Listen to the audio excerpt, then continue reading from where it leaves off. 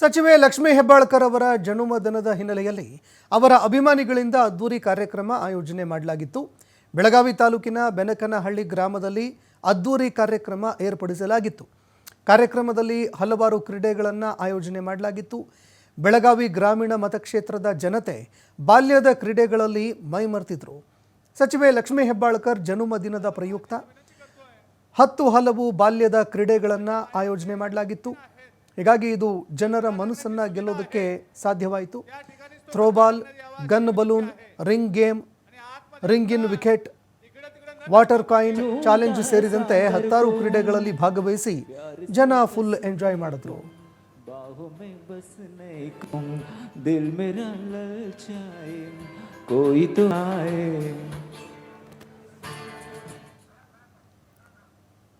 ಇನ್ನು ದೃಶ್ಯಾವಳಿಯಲ್ಲಿ ನೋಡ್ತಾ ಇದ್ದೀರಿ, ಸಾಕಷ್ಟು ಜನ ಈ ಕ್ರೀಡೆಗಳಲ್ಲಿ ಭಾಗಿಯಾಗಿದ್ದರು.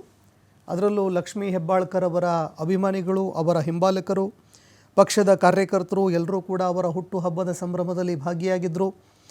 ಇನ್ನು ಜನರನ್ನು ಸೆಳೆಯೋದಕ್ಕೆ ಸಾಕಷ್ಟು ಕ್ರೀಡೆಗಳನ್ನು ಕೂಡ ಆಯೋಜನೆ ಮಾಡಲಾಗಿತ್ತು. ಅದರಲ್ಲೂ ಈ ಹಳ್ಳಿಯ ಸೊಗಡುಗಳನ್ನು ಪ್ರತಿಬಿಂಬಿಸುವಂತಹ ಕ್ರೀಡೆಗಳೇನಿದ್ದಾವೆ ಆ ಕ್ರೀಡೆಗಳನ್ನು ಹೆಚ್ಚಾಗಿ ಆಯೋಜನೆ ಮಾಡಲಾಗಿತ್ತು. ದೃಶ್ಯಾವಳಿಯಲ್ಲಿ ನೋಡ್ತಾ ಇದ್ದೀರಿ, ಬಿಲ್ಲು ಆಗಿರಬಹುದು ಅಥವಾ ಕಾಯಿನನ್ನು ನೀರಿನಲ್ಲಿ ಹಾಕುವಂಥದ್ದಾಗಿರಬಹುದು.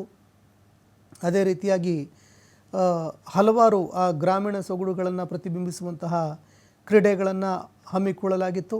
ಥ್ರೋಬಾಲ್, ಗನ್ ಬಲೂನ್ ಅಂತ ಏನು ಕರಿತೀವಿ ಅದನ್ನು, ರಿಂಗ್ ಗೇಮ್ನ ಆಟ, ರಿಂಗ್ ಇನ್ ವಿಕೆಟ್ ಅಂತ ಏನು ಕರೆಯಲಾಗುತ್ತೆ ಅದು, ವಾಟರ್ ಕಾಯಿನ್ ಅಂತ ನಾವೇನು ಹಳ್ಳಿಗಳಲ್ಲಿ ಆಡಲಾಗುತ್ತೆ ಆ ರೀತಿಯ ಆಟಗಳನ್ನು ಏರ್ಪಡಿಸಲಾಗಿತ್ತು.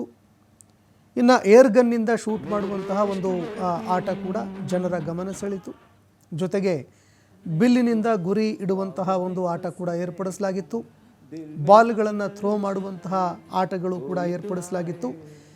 ಹೀಗಾಗಿ ಸಾರ್ವಜನಿಕರು ಈ ಕ್ರೀಡೆಗಳಲ್ಲಿ ಭಾಗಿಯಾಗಿ ಸಾಕಷ್ಟು ಎಂಜಾಯ್ ಮಾಡಿದ್ರು.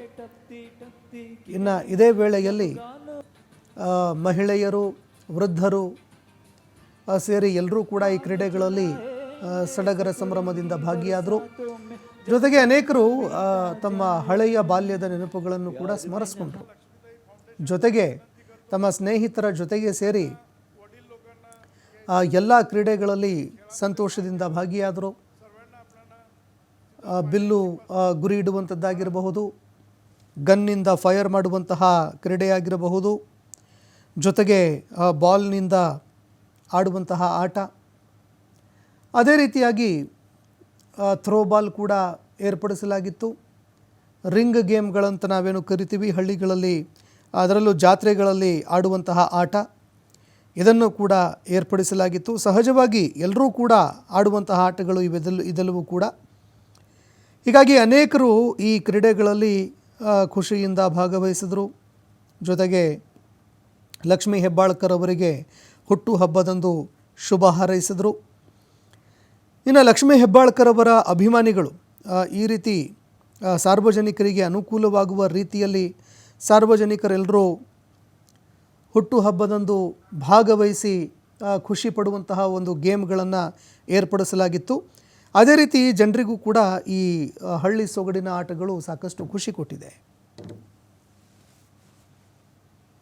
ಇವತ್ತು ತಾಯಿಯವರ ಜನ್ಮದಿನ ಪ್ರತಿ ವರ್ಷದಂತೆ ಕ್ಷೇತ್ರದ ಜನರ ಜೊತೆಗೇ ಯಾವತ್ತಿದ್ರೂ ಕೂಡ ತಾಯಿಯವರ ಜನ್ಮದಿನವನ್ನು ಆಚರಿಸ್ತಾ ಇರ್ತಾರೆ.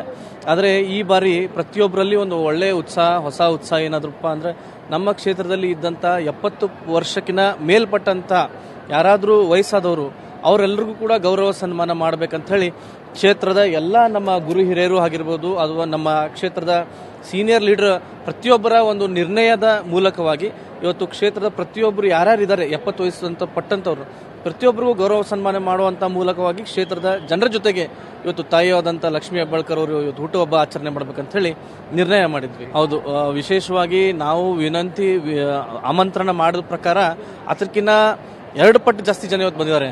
ಅವ್ರಿಗೋಸ್ಕರ ನಾವು ಆ್ಯಪಲ್ ಆಗಿರ್ಬೋದು, ವಾಟರ್ಮೆಲನ್ ಆಗಿರ್ಬೋದು, ಇದು ಬಾಳೆಹಣ್ಣು ಆಗಿರ್ಬೋದು, ಐಸ್ ಕ್ರೀಮ್ ಆಗಿರ್ಬೋದು, ಮಜ್ಜಿಗೆ ಆಗಿರ್ಬೋದು, ಲಸ್ಸಿ ಆಗಿರ್ಬೋದು, ಸಾಕಷ್ಟು ರೀತಿಯ ಡ್ರೈ ಫ್ರೂಟ್ಸ್ ಆಗಿರ್ಬೋದು, ಹಣ್ಣು ಹಂಪಲ ಎಲ್ಲ ತಿನಿಸು ತಿಂಡಿಗಳನ್ನ ಅವ್ರಿಗೋಸ್ಕರ ನಾವು ಆಯೋಜನೆ ಮಾಡಿದ್ದೀವಿ.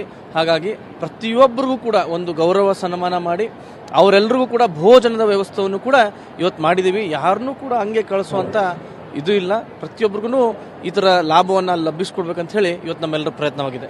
ಇವತ್ತು ತಾಯಿಯವರ ಜನ್ಮದಿನ ಪ್ರತಿ ವರ್ಷದಂತೆ ಕ್ಷೇತ್ರದ ಜನರ ಜೊತೆಗೇನೆ ಯಾವತ್ತಿದ್ರೂ ಕೂಡ ತಾಯಿಯವರ ಜನ್ಮದಿನವನ್ನ ಆಚರಿಸ್ತಾ ಇದ್ದಾರೆ.